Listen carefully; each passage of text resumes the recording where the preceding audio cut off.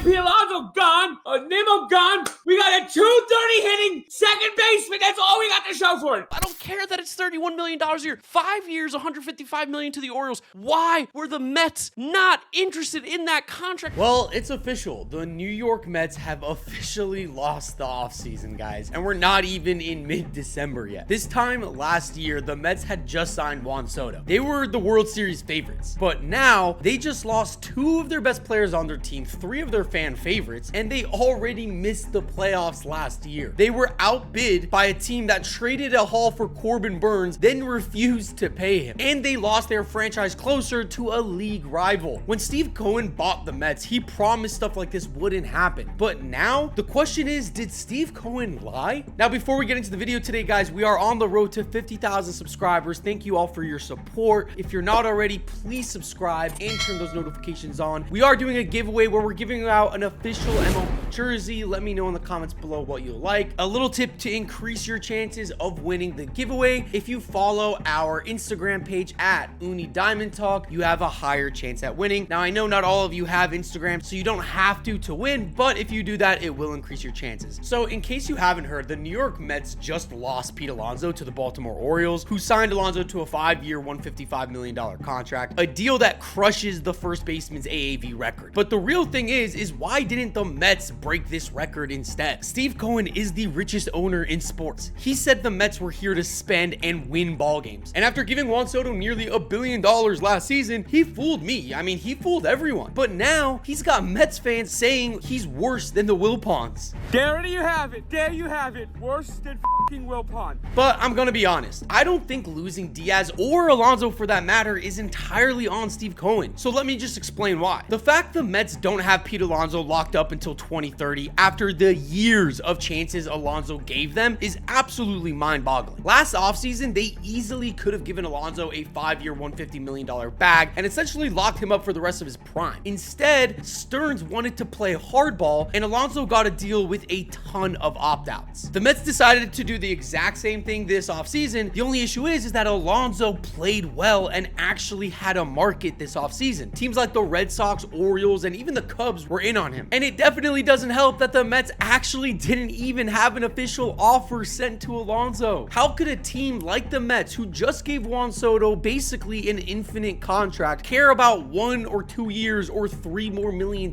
for a franchise player? I think Bob Nightingale puts it perfectly. When you look back now, did he really want Juan Soto? I don't think so. I think it was a Steve Cohen sign. Nightingale is spot on. Juan Soto was never a David Stearns move. It was a Steve Cohen move. Stearns has told us what kind of a GM he is in Milwaukee and has remained consistent on his view of Alonso offseason after offseason. This type of logic can also be applied to the Dodgers signing Edwin Diaz. The media said it's because Diaz wants to win championships, which is true. But come on, let's be serious. If Steve Cohen knew his franchise closer was going to a National League rival over $3 million, would he let that happen? I don't think so. He'd tack on a few more years. He'd give him $5 million. Screw it. And Diaz would be back in Queens. But he's not the day-to-day GM. David Stearns is. So honestly, if you want to blame Cohen for anything, it's blame him for not having a general manager that aligns with his vision of how to build a baseball team.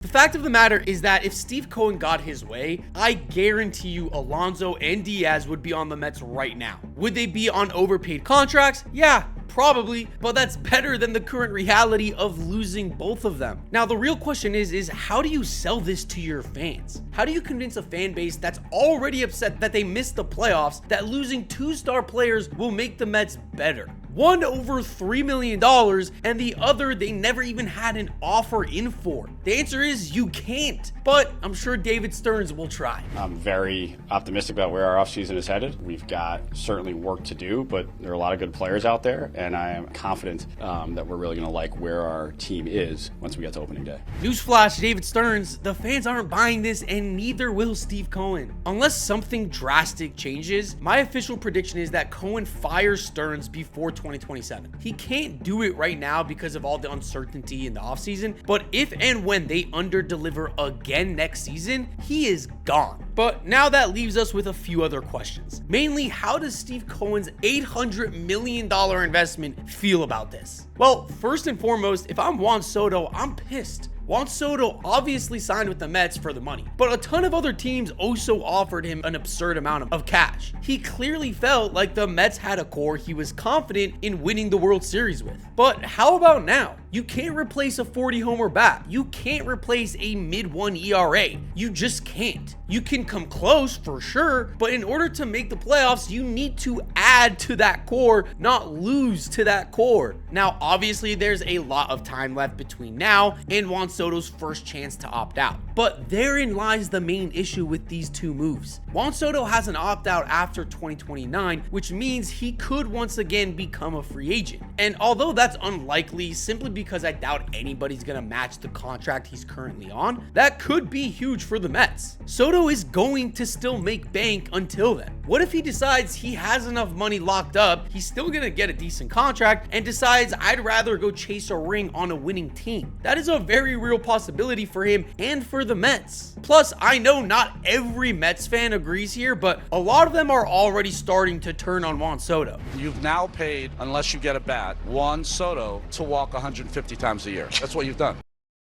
The Mets just missed the playoffs after a historic collapse. They needed to add to that talented core, not replace them after they left. But that's enough Mets talk, because honestly, how about those Orioles? They're doubling down. They know that once the young pieces they currently have, like Adley Rutschman, Gunnar Henderson, Kobe Mayo, Jackson Holliday, Colton Cowser, they know they're not going to be able to re-sign all of them. So instead, they're maximizing the current window that they have, and honestly, I think that's a great idea. I don't hate this contract at all either. I think Pete Alonso will regress after the first 2 or 3 years of this deal. Sure, but who cares? You're not paying Pete Alonso to mash at age 37. You're paying him for the rest of his prime, which, if we're being honest, might include another 200 home runs. And that might be enough to get the Orioles into a deep playoff run, especially when you remember Pete Alonso is as clutch as they come in October. All the Orioles really need to do here is add some pitching. Offensively, that lineup looks great. Now you just got to shore up some bullpen and starter issues, and you have a real team here. So do I think the Orioles will improve and compete for a playoff spot next season? Absolutely. Will they win the division? Probably not. And that's only because the AL East is honestly absurd right now. I mean, guys, you have the Blue Jays, who are fresh off of a World Series appearance, who doubled down and went out and got even more pitching. Then you have the Yankees, who still have all the talent in the world and are getting Garrett Cole back. Then you have the Orioles now, who are maximizing, trying to rebound off of a bad year. Okay, you have the Rays, but then you still have the Red Sox, who are going to have the Roman Empire, and they also went out and got more pitching and looked great. And somehow they still seem like the third man out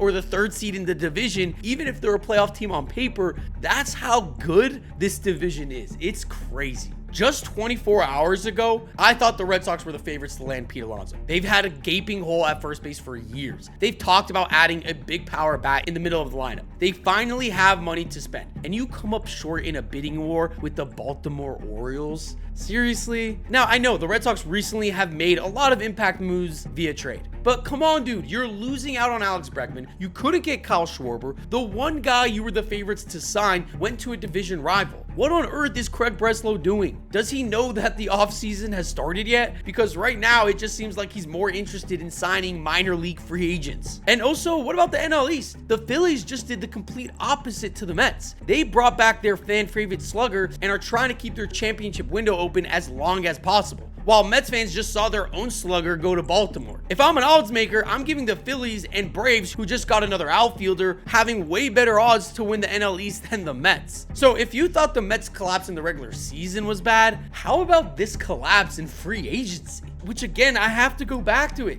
David Stearns can't moneyball his way out of this terrible offseason. And then you got this obsession with the movie Moneyball. That movie. Brad Pitt. Everything. They preemptively signed Devin Williams to replace Edwin Diaz, but what are you gonna possibly do to replace Pete Alonso? Rhys Hoskins, Josh Bell, Ryan O'Hearn, Murakami, or Okamoto? They're all solid bats, sure, but they're not Pete Alonso. Even Cody Bellinger, a player who honestly could age well at first base, isn't going to become a Met. And you want to know how I know that's a fact? Because they didn't even want to give their own franchise player, who is their own all-time home run leader, more than 3 years on a deal. Bellinger wants a 7-year deal at 5 at minimum. There is no way that David Stearns has the stones to do that after not giving a deal to Pete Alonso. And I don't find myself agreeing with Frank the Tank often, but I think he's right. David Stearns is obsessed with Moneyball. He's obsessed with getting the best bang for his buck, which might make sense on the Brewers, but guess what? Your owner is Steve Cohen. Steve freaking Cohen, the richest owner in all of sports. Call him up, tell him it's gonna take a slight overpay to retain both Diaz and Alonso and go get those deals done. There is no planet that Cohen says no. But obviously this is just my opinion. I am genuinely curious. If you're a Mets fan, how do you feel about this? And who do you think is at fault here? It genuinely feels like there's a power struggle going on in the Mets front office, and it feels like David Stearns wants to run this team in a completely different manner than Steve Cohen. And ultimately, that's why I think he'll be fired before the beginning of 2027. The Mets have a lot of decisions to make. Do you keep Juan Soto happy enough to not opt out in 2029? How do you replace a franchise closer and a perennial 40 home run bat? Because honestly, I don't see how they can, at least for now. That's all for today, though. I'll see you on the next one.